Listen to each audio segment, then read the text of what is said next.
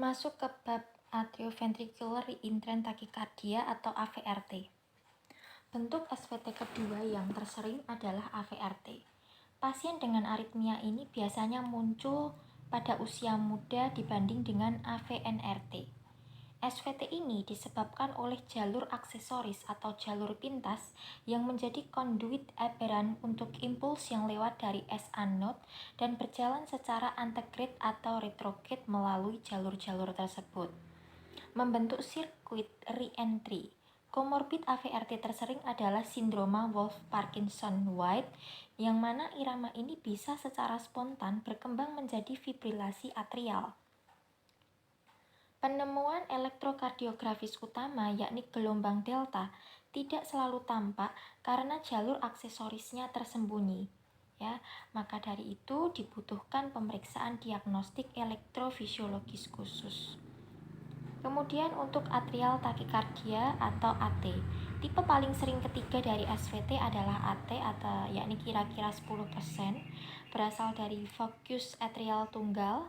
SVT ini bila vokal biasanya mempunyai asal yang terlokalisir secara pasti. Seperti yang dekat dengan crista terminalis pada atrium kanan atau ostia dari VV, pulmonalis pada atrium kiri. Bentuk AT multivokal sering muncul pada pasien dengan gagal jantung atau penyakit paru obstruktif kronis. Ya, masuk ke bab diagnosis SVT. Manifestasi klinis, pasien dengan aritmia paroksismal yang lebih sering asimptomatik pada saat evaluasi. Gejala terkait aritmia termasuk palpitasi, kelelahan, rasa melayang, ketidaknyamanan di dada, dyspnea, presinkop atau lebih jarang sinkop. Riwayat adanya gejala terkait aritmia itu bisa menghasilkan petunjuk penting untuk menentukan jenis aritmia. Detak prematur lebih sering dijelaskan sebagai penghentian sementara atau denyut yang tidak diteruskan lalu dilanjutkan dengan irregularitas irama jantung. SVT terjadi pada seluruh kelompok usia dan bisa dikaitkan dengan gejala minimal seperti palpitasi atau bisa muncul dengan sinkop. Seorang klinisi itu harus bisa membedakan palpitasi reguler atau irregular. Palpitasi irregular itu bisa disebabkan oleh depolarisasi prematur dari fibrilasi atrial atau multivokal atrial tachycardia atau MAT. MAT lebih sering dijumpai pada pasien dengan penyakit paru. Ya, jika aritmianya berulang dan mempunyai onset dan terminasi cepat, maka disebut paroksismal. Sinus tachycardia sebaliknya bersifat non-paroksismal dan secara gradual makin cepat dan berhenti. Pasien dengan sinus tachycardia itu memerlukan evaluasi mengenai stresor seperti infeksi atau hipovolemi. Episode dari palpitasi paroksismal dan reguler dengan onset dan pemberhentian tiba-tiba atau PSVT lebih sering oleh karena AVRT atau AVNRT. Terminasi dengan manuver vagal lebih jauh mengesankan bahwa takikardia reentrantnya itu melibatkan jaringan AV nodal, ya AVNRT, AVRT. Poliuria disebabkan oleh pelepasan peptid natriuretik atrial sebagai respon terhadap peningkatan tekanan atrium dari kontraksi atria melawan katup atrioventrikular, mendukung adanya aritmia SVT. Masuk ke bab pemeriksaan penunjang. Merekam strip irama selama gejala adalah suatu kunci dalam menentukan diagnosis dan manajemen, termasuk pengamatan atau monitoring selama 24 jam. Perekaman kejadian dan EKG. PSVT kebanyakan dipresentasikan pada EKG sebagai takikardia dengan QRS sempit dengan durasi QRS kurang dari 90 ms. Ya, durasi QRS normal. Bundle branch block atau triple B yang mengalami takikardia atau aberransi relatif sering pada pasien dengan PSVT. Kebanyakan pasien ini telah mempunyai bundle branch block atau triple B sebelumnya. perlambatan konduksi interventrikular atau bentuk lain dari abnormalitas QRS. Abnormalitas ini lalu terbawa saat mengalami takikardia.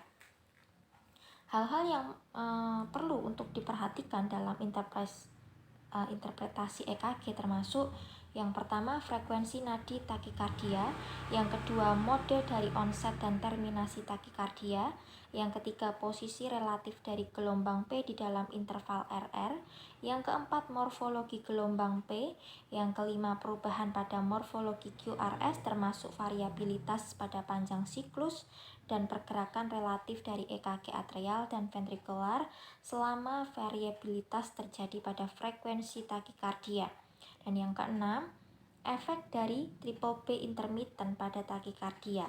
Saat menganalisis EKG dengan PSVT, idealnya gelombang P bisa diidentifikasi. Klasifikasi morfologi PSVT yang banyak digunakan adalah takikardia dengan gelombang RP panjang versus RP pendek. Kemudian masuk ke morfologi gelombang P. Gelombang P normal itu mempunyai morfologi QRS pada sandapan inferior karena aktivasi atrial normal dimulai dari sinus node selama irama sinus dengan penyebaran gelombang elektrik berjalan ke AV node. Seiring impuls ini berjalan ke sandapan inferior, maka ia memproduksi gelombang P positif ke atas pada sandapan 2-3 AVF.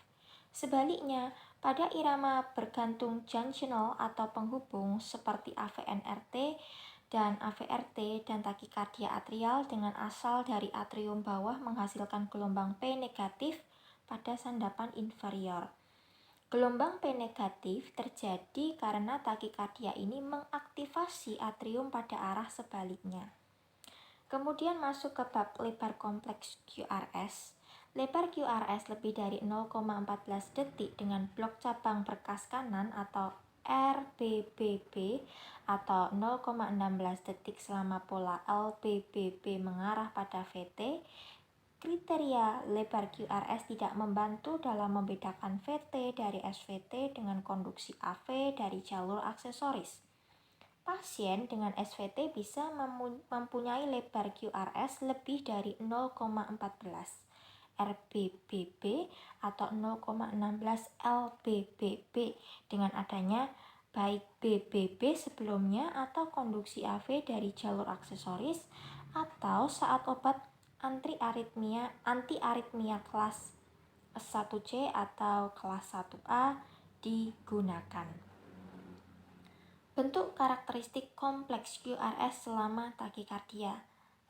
LED V1 dan V6 itu penting untuk membedakan VT dari SVT. Interval RS dari awal R hingga titik terendah S lebih panjang dari 100 ms pada sandapan prekordial dimanapun mengesankan VT. Yang pertama, pola QRS dengan negatif concordance pada sandapan prekordial adalah diagnostik. Untuk VT negatif concordance berarti bahwa seluruh pola QRS pada seluruh sandapan prekordial adalah sama dan dengan kompleks QS.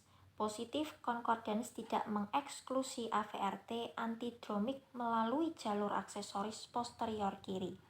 Yang kedua, adanya denyut fusi ventricle mengindikasikan sumber takikardia itu berasal dari ventricle.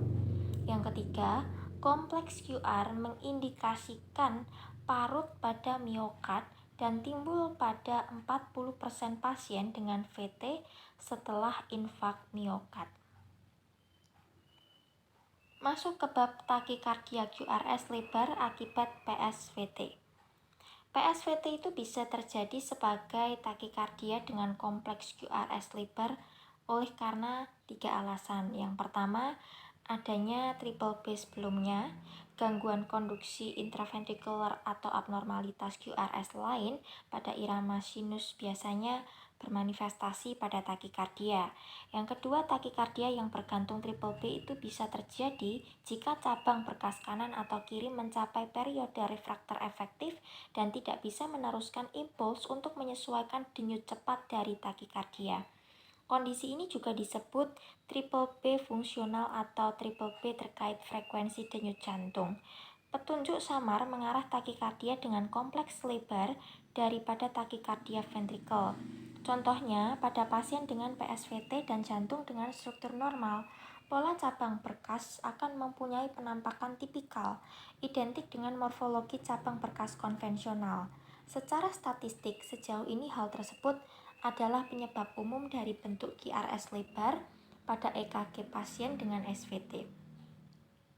Ketiga, morfologi QRS itu bisa menjadi lebar selama SVT jika takikardia terkait dengan preeksitasi atau konduksi dari jalur aksesoris. Takikardia preeksitasi itu paling sering selain fibrilasi atrial adalah takikardia antidromik, yang mana takikardia berlanjut secara anterograde melalui jalur aksesoris dan kembali ke sistem konduksi AV normal. Kemudian masuk ke bab PSVT pada AV nodal reentrant takikardia. Gelombang P itu bisa juga bermanifestasi sebagai gelombang Q saat depolarisasi atrial retrograde mendahului depolarisasi ventrikel, yang mana pada kasus itu dibutuhkan sebuah perbandingan langsung dengan morfologi QRS pada irama sinus untuk menetapkan adanya gelombang pseudo Q. Frekuensi ventrikel selama AVNRT biasanya antara 160 sampai 180 kali per menit. Bentuk AVNRT adalah penyebab tersering dari PSVT. Re-entry AV nodal yang tipikal dianggap berhubungan dengan jalur cepat, terletak anterior dari AV junction dengan bundle of His, dari jalur lambat pada pintu menuju AV node antara orificium sinus, coronarius, dan annulus tricuspid. Re-entry AV nodal terjadi jika kedua jalur ini mengalami disosiasi.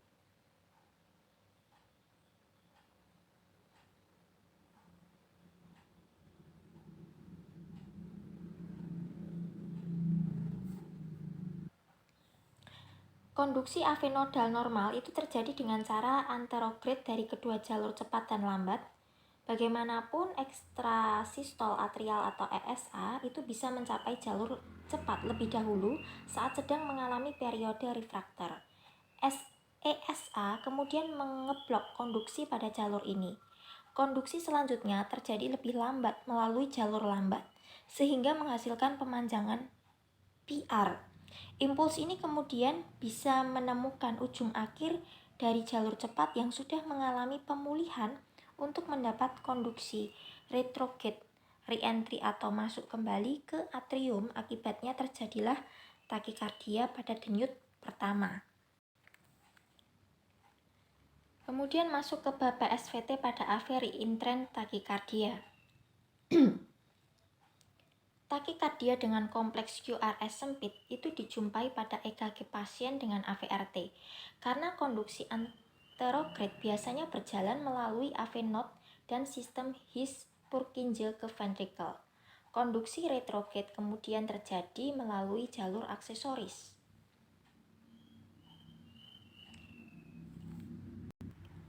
Yang bisa terletak di area kanan, kiri, ataupun septal AV. Tipe takikardia ini adalah takikardia orthodromik, dan tipe ini paling sering dijumpai pada SVT yang dijumpai pada jalur aksesoris. Kebalikan dari AVNRT, di mana atria dan ventrikel secara tipikal diaktifasi hampir bersamaan. Pada AVRT terlebih dahulu ventrikel lalu atria diaktifasi secara berurutan. Hasilnya gelombang P biasanya terletak dalam segmen ST atau gelombang T dan sering terlibat di antara gelombang R. Pasien dengan jalur aksesoris bisa juga memperlihatkan takikardia QRS lebar akibat aberransi atau takikardia preeksitasi atau antidromic AVRT, atau bisa karena takikardia ventrikular atau VT. Bagaimanapun, takikardia QRS lebar yang paling sering ditemui pada pasien dengan jalur aksesoris adalah SVT ortodromik dengan konduksi ventrikular aberran. Takikardia preeksitasi, di mana jalur konduksinya dengan cara anterograde lebih jarang dijumpai. Bentuk tersering dari takikardia preeksitasi menggunakan jalur aksesoris sebagai kaki anterograde dan AV node sebagai kaki retrograde dari sirkuitnya. Oleh karena ventrikel diaktifasi melalui miokard dan bukan jalur konduksi khusus dari sistem His-Purkinje, maka depolarisasi ventrikel berjalan lambat sehingga terjadi irama preeksitasi dengan kompleks QRS yang lebar. Rekaman EKG dari pasien dengan aritmia jalur aksesoris tidak selalu bisa memperlihatkan gelombang delta atau pelandaian awal kompleks QRS pada irama sinus. Adanya gelombang delta pada irama sinus mengesankan SVT-nya terkait jalur aksesoris. Kemudian masuk ke bab preeksitasi ventrikel. Preeksitasi ventrikel itu diindikasikan oleh adanya pemendekan interval PR terkait dengan pelandaian dari awal kompleks QRS. Preeksitasi terjadi pada impuls sinus berjalan ke ventrikel melalui AV node dan jalur aksesoris, menghasilkan gabungan dari aktivasi ventrikel baik melalui sistem His-Purkinje dan jalur aksesoris. Oleh karena konduksi AV node terjadi gangguan dan oleh karenanya menjadi lambat, maka terjadi pelandaian dari awal kompleks QRS yang mana konduksi jalur aksesoris anterograde mencapai ventrikel terlebih dahulu, membentuk gelombang delta pada EKG. Pelandaian ini terus ada hingga konduksi AV node berlanjut ke ventrikel, mengaktifasi ventrikel dengan cepat dan menghasilkan akhir kompleks QRS yang menyerupai morfologi normal. Semakin banyak aktivasi ventrikel melalui jalur aksesoris, makin banyak terjadi preeksitasi atau QRS makin melebar, dan begitu pula sebaliknya. Jalur aksesoris paling sering itu terletak di posisi lateral kiri, yang mana EKG akan memperlihatkan gelombang delta yang positif di sandapan V1 dan negatif di sandapan 1. Pada jalur kanan gelombang delta biasanya negatif di V1 dengan pola QS dan positif di sandapan 1. Jalur aksesoris itu bisa berkonduksi secara intermittent atau jauh selama irama sinus terjadi melalui sinus node, sehingga EKG tidak memperlihatkan preeksitasi. Nah, meskipun kebanyakan jalur aksesoris itu bisa mempunyai konduksi bidireksional, beberapa tersembunyi yang berarti bahwa mereka bisa mempunyai konduksi retrograde. Jalur aksesoris ini tidak pernah membentuk preeksitasi pada EKG dan bisa terjadi hanya pada takikardia ortodromik. Kemudian masuk ke bab atrial fibrilasi preeksitasi. Terdapat kaitan jadi ada kaitan antara jalur aksesoris dan peningkatan resiko atrial fibrilasi. Atrial fibrilasi preeksitasi itu dicirikan dengan panjang siklus yang irregular tanpa irama dasar dengan durasi QRS irregular. Hal ini terjadi karena gelombang konduksi itu mengarah pada ventrikel melalui AV node dan jalur aksesoris, menyebabkan gabungan aktivasi ventrikel melalui kedua struktur tersebut. Tidak seperti properti konduksi dari AV node, konduksi dari jalur aksesoris biasanya tidak mengalami kerusakan. Jika jalur tersebut mempunyai periode refraktor pendek, konduksi ke ventrikel biasanya mempunyai frekuensi tinggi, yakni lebih dari 250 kali per menit, dan bisa menjadi fibrilasi ventrikel. Jalur aksesoris juga bisa mempunyai konduksi anterograde pada kasus atrial takikardi, AVNRT dan atrial flutter. Pada kasus tersebut, jalur aksesoris itu hanya berlaku sebagai jalur sampingan, bukan yang berkontribusi pada mekanisme terjadinya takikardia.